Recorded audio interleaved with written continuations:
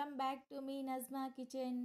ఈరోజు రెసిపీలో అందరూ ఇష్టంగా తినే బండి మీద చాట్ ఎలా ప్రిపేర్ చేసుకోవాలో చూసేద్దామండి.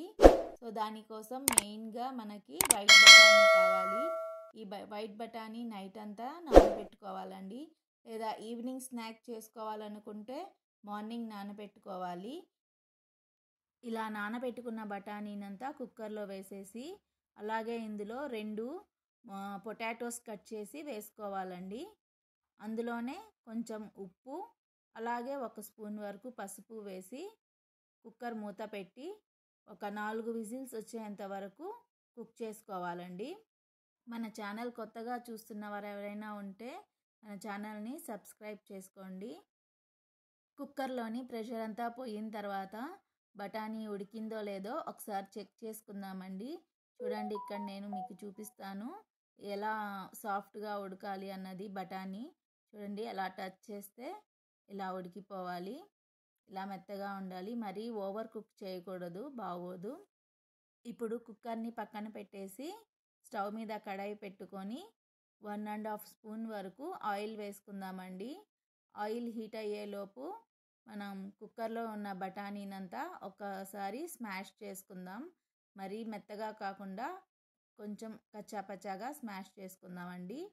ఇప్పుడు ఈలోపు ఆయిల్ కూడా హీట్ అయిపోయిందండి. ఇక్కడ నేను ఒక పెద్ద సైజ్ ఆనియన్ కట్ చేసి వేసుకున్నాను. ఆనియన్స్ మరి బ్రౌన్ కలర్లో ఫ్రై అవ్వాల్సిన అవసరం లేదండి, కొంచెం ట్రాన్స్పరెంట్లో వస్తే సరిపోతుంది. ఇలా ఫ్రై చేసుకున్న ఈ ఆనియన్స్లో 1 స్పూన్ వరకు అల్లం వెల్లుల్లి పేస్ట్ వేసి పచ్చివాసన పోయేంత వరకు ఫ్రై చేసుకోవాలండి. ఈ చాట్ని వేడి వేడిగా ఉఫ్ ఉఫ్ అని ఊదుకొని తింటుంటే భలే టేస్ట్గా ఉంటుందండి.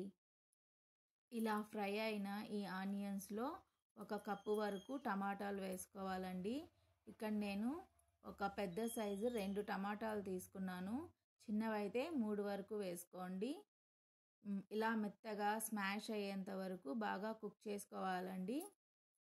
ఇందులోనే మనం ముందుగా ప్రిపేర్ చేసుకున్న బఠానీ మిశ్రమం ఉంది కదా, అదంతా వేసేసుకోవాలండి. ఇందులో 1 స్పూన్ వరకు కారం, అలాగే 1/2 స్పూన్ గరం మసాలా, 1/2 స్పూన్ వరకు పెప్పర్ పౌడర్, అలాగే 1/2 స్పూన్ వరకు చాట్ మసాలా వేసుకోవాలండి. ఇదంతా కలిసేలా ఒకసారి బాగా కలుపుకోవాలి. చాలా థిక్గా ఉంది కదండి. ఇప్పుడు ఇందులో 1 కప్ వరకు వాటర్ యాడ్ చేసుకోవాలి. ఇక్కడ నేను బఠానీ ఉడికించినప్పుడు వాటర్ పక్కకు తీసి పెట్టుకున్నానండి, ఆ వాటర్నే వేసుకుంటున్నాను. ఇలా వాటర్ అంతా వేసేసి అంతా బాగా ఒకసారి కలుపుకోవాలండి. ఇలా కలుపుకొని ఒక 5 మినిట్స్ వరకు సిమ్లో ఉడికించుకోవాలి. అందులోనే కొంచెం కొత్తిమీర, లాస్ట్లో కొంచెం కసూరి మేతి క్రష్ చేసి వేసుకోండి. ఇది ఆప్షనల్ అండి, వేసుకుంటే టేస్ట్ బాగుంటుంది. మీకు నచ్చకపోతే స్కిప్ చేసేయండి. ఇలా అంతా ఒకసారి కలుపుకొని, ఇలా మరీ థిక్గా కాకుండా మరీ పల్చగా కాకుండా ఇలా ఉంటే సరిపోతుంది. మన చాట్ రెడీ అయిపోయిందండి. ఈ చాట్ ఒక్కటి మనం ఇంట్లో ప్రిపేర్ చేసుకుంటే చాలండి. ఈ చాట్ని బేస్ చేసుకొని చాలా రకాల చాట్లు ప్రిపేర్ చేసుకోవచ్చు.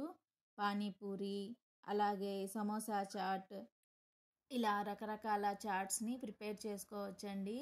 లేదంటే ఇదే చాట్లో ఆనియన్స్, స్వీట్ చట్నీ, అలాగే కొంచెం గ్రీన్ చట్నీ, అలాగే పైనుంచి కొంచెం కార్న్ఫ్లేక్స్ కానీ, లేదంటే కారపు బూందీ కానీ, కారపు పూస కానీ, లేకపోతే సేవ్ కానీ, ఇలా ఏదైనా సరే పైనుంచి ఇలా సర్వ్ చేసుకుంటే చాలా టేస్టీగా ఉంటుందండి. మరి ఈ రెసిపీని మీరు కూడా ఈవినింగ్ స్నాక్గా ట్రై చేసి ఎలా వచ్చిందో కామెంట్ రూపంలో చెప్పండి. అలాగే లైక్ చేయండి, షేర్ చేయండి.